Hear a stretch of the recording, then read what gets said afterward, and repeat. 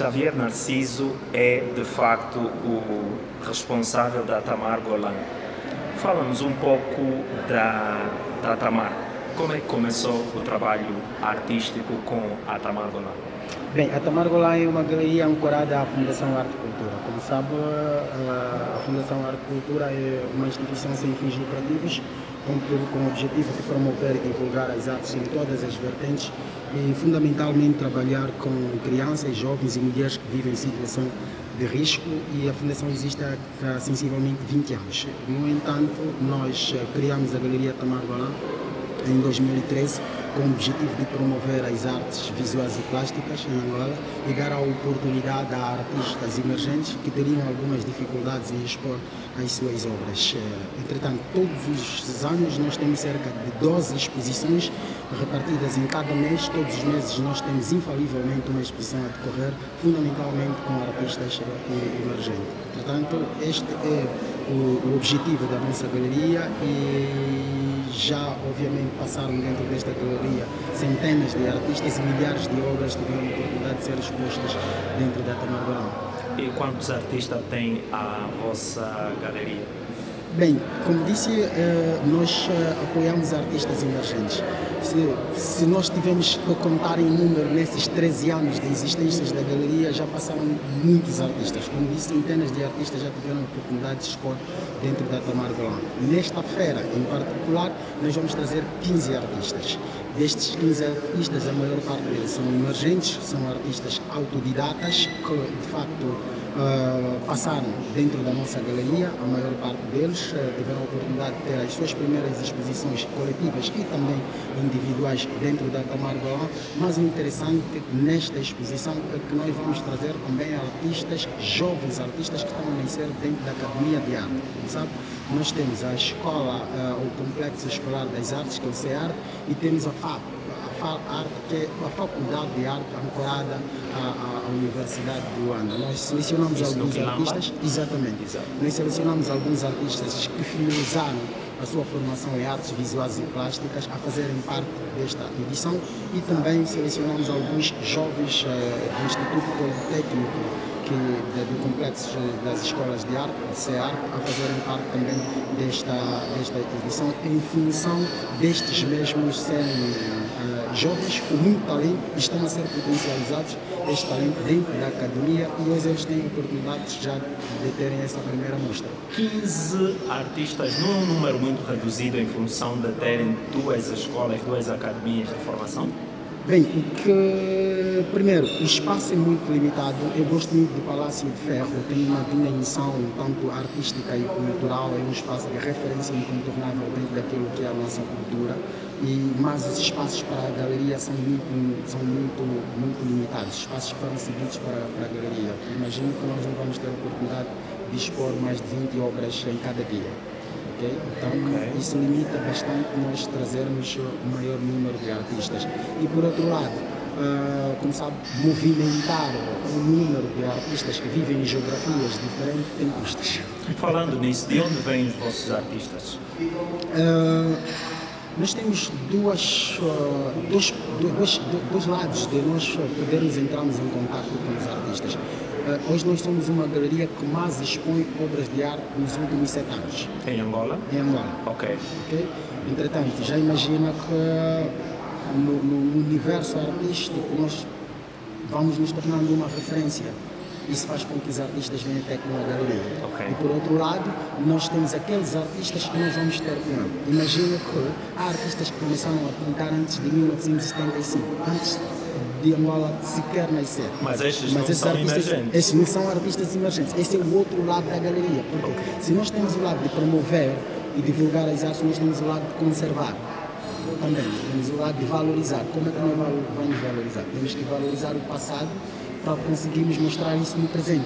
E de que forma é que vocês fazem isso? Apoiando esses artistas. Como? Financeiramente ou com materiais? Primeiro nós identificamos estes artistas, nós temos um número considerado desses artistas. Anualmente nós selecionamos 2 deles, que nós vamos, obviamente, entender primeiro quais são as questões que fazem com que esse artista não teve a oportunidade de expor naquele momento, e entendemos quais são as necessidades que nós podemos oferecer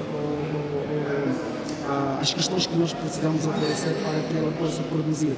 Então, 2 exposições anualmente na Tamargolan são de artistas de referências a nível nacional que vão receber apoio direto da Fundação para produzir. Estamos a falar de tela, material, a produção e a realização completa da exposição. O último artista que nós tivemos a oportunidade de fazer isto estará conosco aqui na exposição como referência da nossa arte angolana, que tem mais de 3 décadas, é um professor, é um académico ligado às artes e que é o mestre Gonga, Antônio Gonga, estará conosco a expor também para que as gerações de agora, as gerações do presente, consigam também compreender que de facto houve artistas que começaram lá atrás, independentemente da contemporaneidade atual, há necessidade de nós olharmos para o passado e vermos que existiram pessoas que começaram, que deram o papel de saída para que os outros artistas pudessem dar continuidade.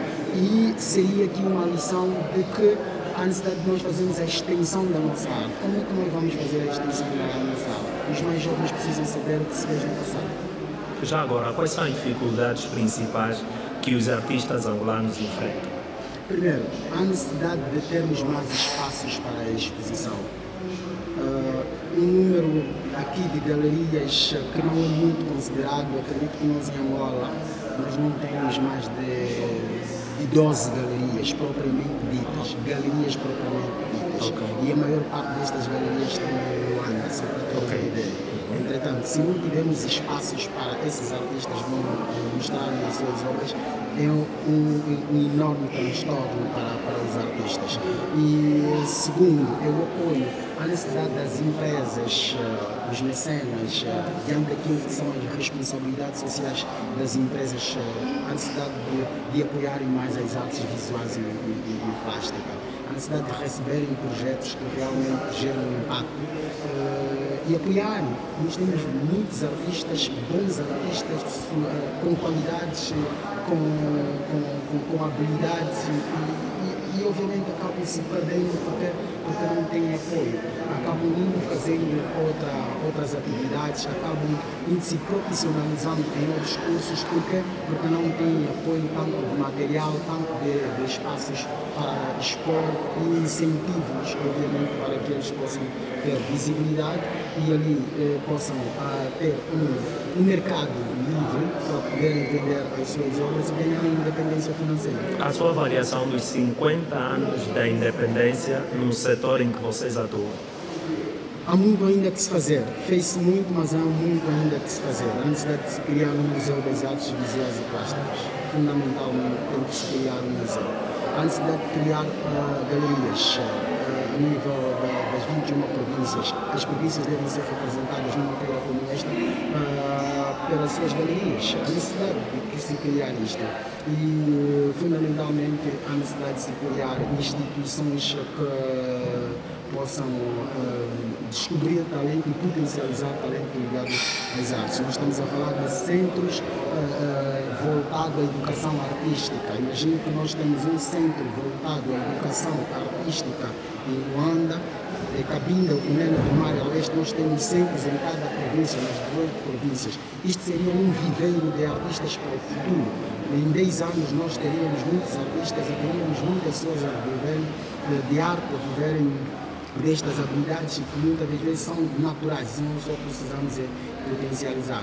Deve-se criar mais políticas, deve-se apoiar mais instituições que trabalham com esse nicho, que trabalham com estas pessoas e obviamente se começarmos a pensar em si, estaríamos a desbravar uma mata e abrir um caminho para a nossa economia, abrir um caminho para a independência financeira de muitos jovens que de facto têm habilidade, mas não conseguem potencializar essas habilidades, e aqueles que conseguem potencializar essas habilidades têm dificuldade de mostrar, de vender, porque nós não temos um ecossistema que funciona, que dá oportunidade a estes jovens para poderem fazer ou mostrar os seus trabalhos. E mais, para ter uma ideia, nestes 15 anos que eu trabalho com isto, vejo que a maior parte das pessoas que compram artes visuais e plásticas em Angola são estrangeiros. Há necessidade de criar um público local, nacional, colecionadores e tudo mais, entenderem as empresas, as instituições públicas e privadas devem ter acervos de obras nacionais, em vez de comprarem na diáspora, podem comprar uma vez a outra, mas há necessidade de concentrar também aqui a nível local, de seguirem os artistas, adquirirem obras de artistas nacionais para que tenhamos aqui um público a consumir e que as gerações vindouras possam ter ideia daquilo que se fez, daquilo que está exposto a nível da arte nacional. Assim estaríamos a conservar a nossa arte, a conservar fundamentalmente a nossa cultura. Quero só comentar em relação a esta afirmação. A cultura é o parente pobre da economia.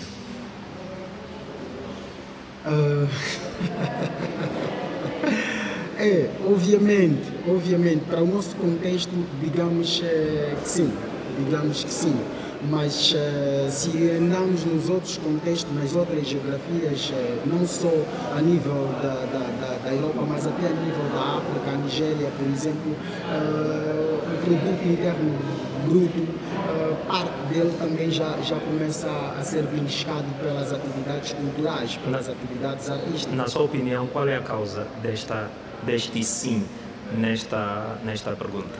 Bem, o sim... É de facto uma pergunta. Pronto, sim... Por que a cultura é um parente pobre da economia? Por quê? Essa é a pergunta. Essa é a pergunta. Sim. Digo porque nós não investimos. Okay. Nós precisamos investir. Okay. A cultura gera economia, a cultura gera valores, a cultura gera identidade. E se nós não investirmos, não tem como a cultura gerar economia. Não tem como, tem que se investir. Se você quer receber, tem que dar. Okay? Então, a necessidade de que nós temos que ter a oportunidade de investir mais. Mas não é só investir, é pensar naquilo que nós queremos, qual é o impacto, quais são os resultados que vão advir dali. É importante nós planejar, criar políticas para que realmente consigamos lá chegar. Ok. Quem é Xavier Narciso? Pai, profissional, educador, uma pessoa de fácil trato e que ama os livros mais do que qualquer outra coisa animada. Que mensagem deixa para as pessoas que você mais acredita? Agora, já que está aqui na tela. Quem são as pessoas que você mais acredita e qual é a mensagem que tem para deixar para elas? Bem, as pessoas que eu mais acredito, de facto, são as pessoas que realmente têm a capacidade de olhar para o sofrimento do outro e fazerem alguma coisa. E qual é a mensagem que deixas para elas? Eu poderia deixar uma única mensagem de dizer: a persistência faz toda a diferença. Gratidão, muito obrigado.